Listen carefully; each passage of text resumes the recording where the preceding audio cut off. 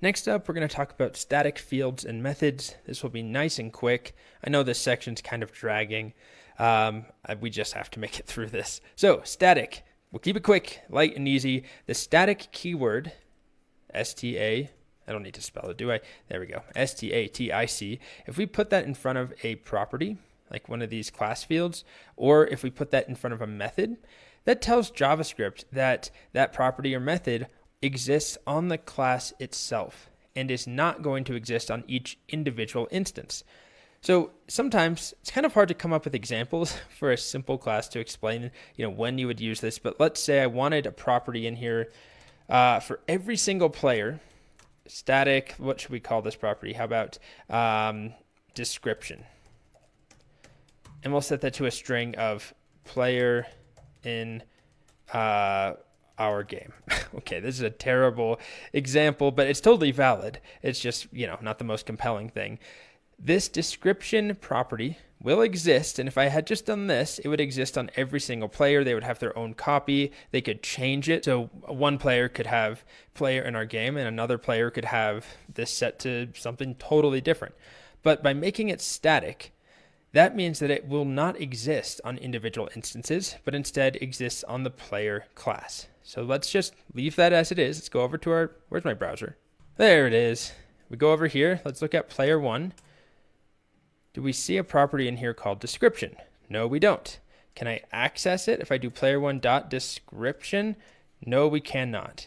But I can access it on the player class. Capital P, that's the name of my class, player dot description. So we can also use the static keyword in front of a method to tell JavaScript that method does not exist on individual instances, but it belongs to the class itself.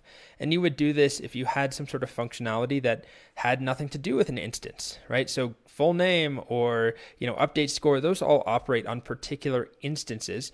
But maybe there's something that we have that has to do with the player class itself. Often these will instantiate new players or new instances of a class. You can use a static method to do something like, static random player, for example.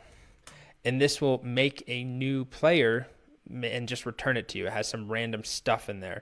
So maybe it does like new player. And instead of random, because I don't want to waste your time, having to write some random logic in here, let's just say it randomizes to Andy Samberg. Does he spell his name like that or like that? It is with an E. All right, so it just returns a new player called Andy Samberg. Again, the point of this method does not matter. We're focused on the static keyword. Imagine there was logic that actually generated a random first and last name. Okay, and now to call this method, again, I cannot do player one dot and then random player. It just doesn't exist. There's no autocomplete. It just doesn't exist. But if I do capital P player dot random player, that works. And I could then store that, const p3 equals this random player. So this allows me to group functionality in with the class that doesn't have anything to do with a particular instance, but still maybe has to do with the class itself. And often that will be some sort of creation method or a helper that will create a new instance for you or multiple instances. But in this case, it's a very trivial method, but that static keyword is key. Static tells JavaScript this property or this method only exists on the class itself.